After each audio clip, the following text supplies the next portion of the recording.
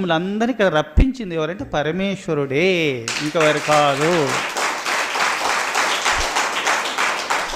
మేము వచ్చినాము అంటున్నారు. మీరు వచ్చినారంటే మీకు పూర్వ పుణ్యము ఉంది, కావున మేము నడిపించుకుంటూ వచ్చినాడు భగవంతుడే.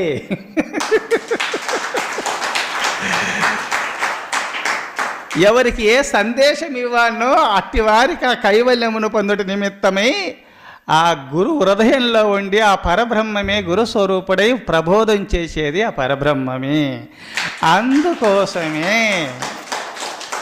నహీదృశం సంహననం త్రిషు లోకేషు విద్యతే. ముల్లోకములు యందు అతి గొప్ప వ్రతము, ముల్లోకవాసులందరూ వశీకరణమయ్యే వ్రతము, అనగా అందరి ద్వారా గౌరవ మర్యాదలను పొందే వ్రతము, మన్ననలను అందుకునే వ్రతము. ప్రథమ ఒకటోది దయ కలిగి ఉండండి. దయా మైత్రీచ భూతేషు, మైత్రీ భావన కలిగి ఉండండి. మిత్రస్య భావ మైత్ర అంటే దయగల హృదయమే భగవన్ నిలయము అన్నారు మలయాళ స్వాముల వారు.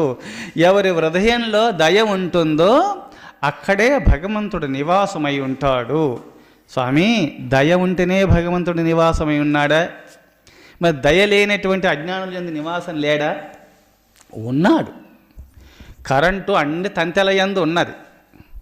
ప్రతి రోడ్డు దారెంబడి పోయే తంతెలు, కరెంటు తంతెలు ఉన్నాయి కదా, స్తంభాలు, అక్కడ కరెంటు ఉంది. కానీ బల్బులు ఎందుకు వెలుగుతలేవు? అక్కడ నోటలు పేసు ఏర్పాటు ఒక దగ్గర కలిసి ఒక లైట్ని వెలిగించడం లేదు, అమర్చడం లేదు. మరి ఇక్కడ లైట్లు అమర్చినాం కదా, మరి ఇక్కడ ప్రకాశిస్తుంది. మరి ఆ తంతెలలో ఉంది, కరెంట్ ఉంది, కానీ ఎందుకు అవుపడతలేదంటే ఇక్కడ అవుపడుతుంది. అంటే ఆ దైవాన్ని చూడాలి, దైవ సాక్షాత్కారాన్ని పొందాలి, ఆ కరెంటును ఉపయోగించుకోవాలనే కదా ఎంత వెలుతురు రావాలి. అట్నే నేను జ్ఞాన ప్రకాశుండనై భాషించాలని ఎవరు సంకల్పం కలిగి సాధన చేస్తూ సర్వేశ్వరుని యొక్క కరుణాకటాక్షాన్ని పొందాలని పరితపిస్తున్నటువంటి పరమ భక్తుల యొక్క హృదయంలో దైవం భాషిస్తాడు. భగవంతుడు లైట్ రూపంలో ప్రకాశిస్తాడు. చూచారా? అందుకోసమే దయగల హృదయమే భగవన్ నిలయము. దయ కలిగినటువంటి వారి హృదయంలోనే భగవంతుడు భాషిస్తాడు.